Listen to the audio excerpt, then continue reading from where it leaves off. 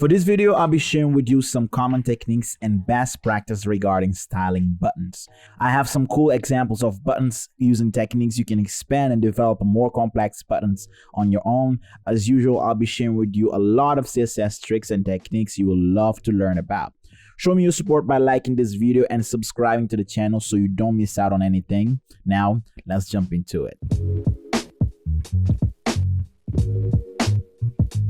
I have here a simple body style to center everything. As you can see on the right, I box size order box everything and have button reset styles where I remove the appearance, the border, background, and outline, and also give it a pointer cursor. I have a generic button style as you can see here on these 4 buttons, and add a transition for opacity changes for when I hover the buttons. Now, note that I don't define the size of the buttons. I let the text and the padding I set to define how big a button should be. So I have here 4 buttons which represent the 4 button types you may encounter in any website. We have the CTA button, short for call to action, which is the button that stands out the most and is used for the main action of the page or section of the website. We have the primary button, which is a button used for the main or preferred action you want the user to take. For example, when delete something, you show the dialog with 2 buttons, one the primary and the other the secondary button. A secondary button may take many looks, but it should never stand out more than the primary button. The CTA is a type of a primary button, by the way. It is common to find secondary buttons as outline or simply text buttons, or given some look that makes it stand less than the primary button. Now let's style these 4 buttons real quick for the look hierarchy to help you understand it better. For our CTA button, I'll give it a popping yellow background with a dark text, which allows it to stand out on this background. I can also make its text a little bolder. For our primary, I could leave it as it is, but for demonstration's sake, I'll make it white text on a dark background.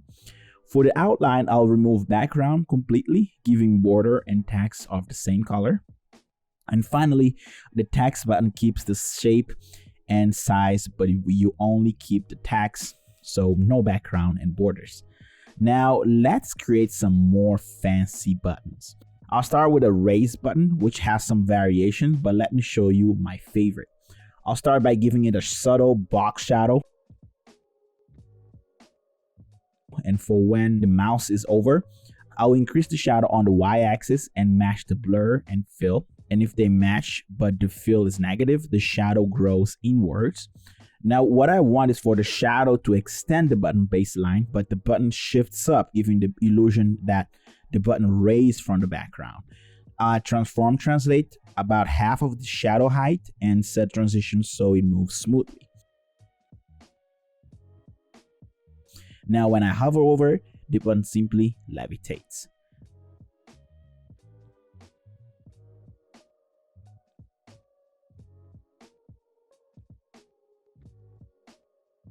Let's play with the shadow a little more. So for this one, I want to give it illusion I am actually pressing a physical button, and you will be surprised how real the click feels. I'll start by giving it some shadow and no blur this time. You can also specify multiple shadows to increase the shadow size, for example.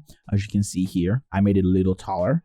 I'll translate the button up so the shadow baseline appears where the button baseline is now. For when it is being pressed, we use the active pseudo class for that. We simply shift it down to 0 and remove the shadow size as well. The button kind of looks cartoonish, but I like it.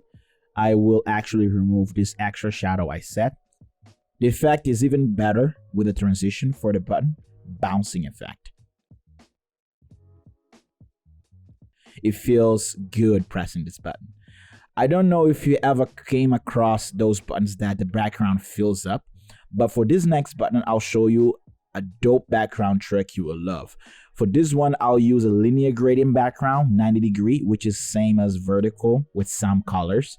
Position in bottom left, size 100% width, 0 height, no repeat. If I gradually increase the height, you can get an idea of what I mean with fill button. You can control from where it starts filling. For example, if I change position to top left, it starts from top, and if I mess with the width instead, and fill the height, it fills from left to right. It is really up to you how you want your button to fill up. I'll give it some border so it looks like an outline button, and I'll match the text color with the border as well. So what I want is for when it fills up, the text turns black gradually. So when it's up to half, the text should be top gray and bottom black. So to do that, when the button is hovered, I'll set size to be 100% width and height and set transition. And because the text matches background, we don't see it. So let's make it black. I'll add a data text attribute with the same button label. The text needs to match. Now I'll add an after pseudo element, which the content is the data attribute, and I'll absolute position it. Top left 0, width and height 100%, display line block, so the width has effect. And I'll borrow padding for the bottom by inheriting it. I can set color red so you know it is on top. I'll copy the background over and make text transparent. I'll set background clip to text, which allows me to clip the background only for the text shape. So I'll make the background in this case to a dark gray. So that is what is clipped. I'll also set prefix on the background clip so it works for this browser. Now I'll apply the same hover for the after pseudo element and inherit transition as well. Now it's perfect. I can adjust the height here since it is happening pretty fast. If I zoom here and hover over, you can see the effect. Pretty cool, right? To continue on the gradient side, let me show you another just to follow this current gradient trend we are experiencing now. For this one, I'll set a linear grading at 65 degrees and many color stops. And these are the colors I picked. I'll position the top left 0 with 400 width and 100% height, and we only get to see the first 2 color stops. If I mess with the position left, you can see how we will see the other colors, right? I misspelled shiny here. So when you hover over the button, I'll change position to 100%. I'll also set the color to white and transition background position and color for the final touch. And like that, we get our shiny rainbow button.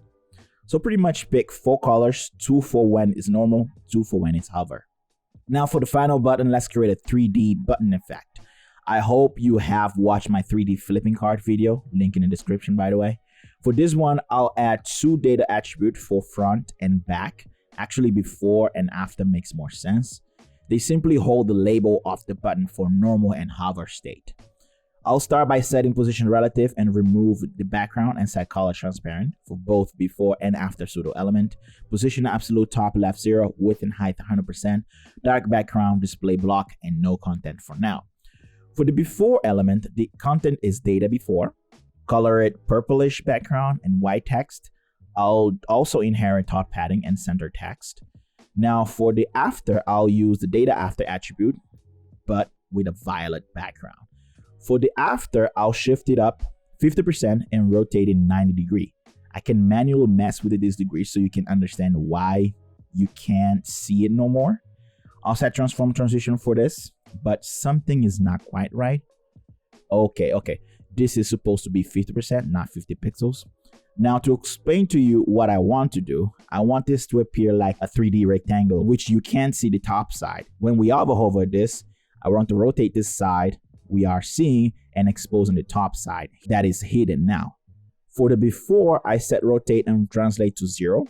So when I hover over the button, I'll set transform and translate to rotate to 0. You can't see the effect now, but when I add a transition, you start to get the idea. Now on the before side, I'll pretty much do the opposite by using positive translate. The effect is not quite right, so I need to set transform origin bottom on the before. But for the final touch, I'll add opacity and transition to it. It is not quite 3D, but it does give you the illusion of being so and makes for a super cool button. As a tip, make the data before attribute match the text inside the button and make sure the after text is not bigger, or make sure to adapt it. Let me know what you think in the comments. Like this video to support me. Subscribe and turn on notifications so you don't miss out on anything. Once again, thanks for watching. Catch you in the next one. Bye-bye.